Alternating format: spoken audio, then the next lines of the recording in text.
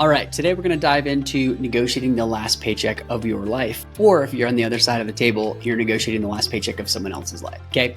I've dealt with this 5 different times before of dealing with someone in their last paycheck. What this means is essentially someone is going to the table for this deal and they're essentially walking away as the final paycheck of their life. Where is this applicable? Typically applicable with age. So say you're in your, you've got someone in their 60s or 70s and they're selling their business, they're retiring, they're done. There's not a second inning here. Right? They're not going to start another business. They're not going to buy another business. They're done. That's one of the final things that you'll see here. And then also on the flip side is when you see someone looking for a life-changing exit. So they're looking at their life-changing exit of say 5 million or plus, whatever that number might be. They're typically negotiating the last paycheck of their life and they're going into it with that expectation. Okay, so these are tips for you. It's not to you necessarily need to avoid working with someone who's negotiating the last paycheck of their life. You may have to. You're going to be doing one day your end too. You're going to have to work with these types of people. Now, these are a few things that I've noticed. We're going to go over 5 things, okay?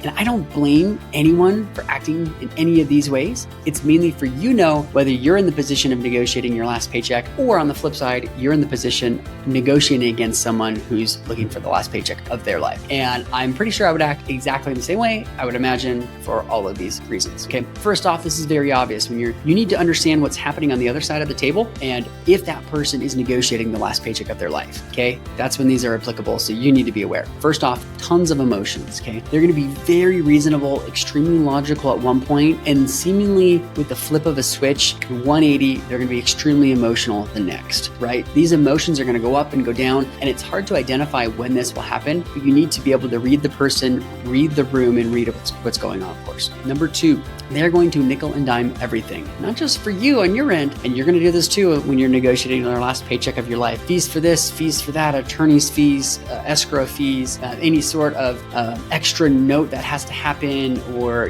prepayments of whatever software. They're going to nickel and dime everything, and you can't blame them. This is the last paycheck of their life. Okay.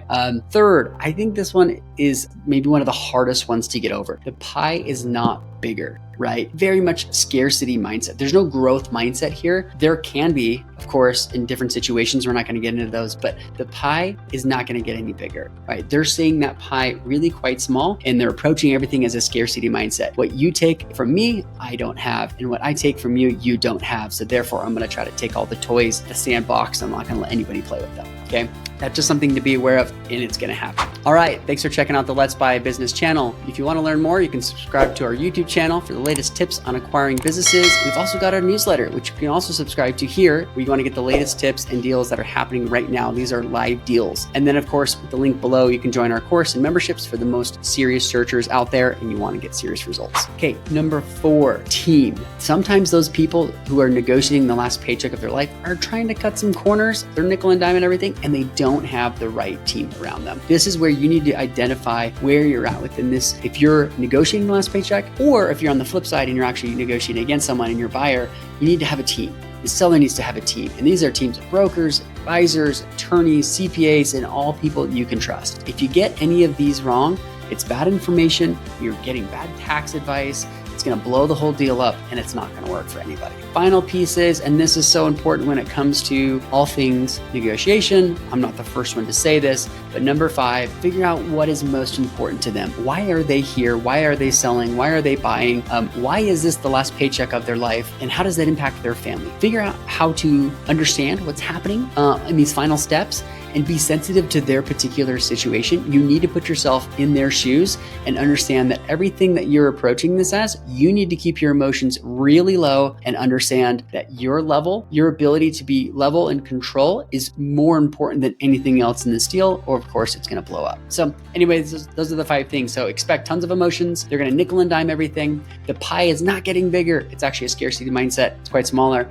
They're probably going to nickel and dime their team, which then is going to force them to not have a great team. You need to make up for that and having an awesome team. And then of course you need to put yourself in their shoes. So number 5, you need to put yourself in their shoes and figure out what's most important for them.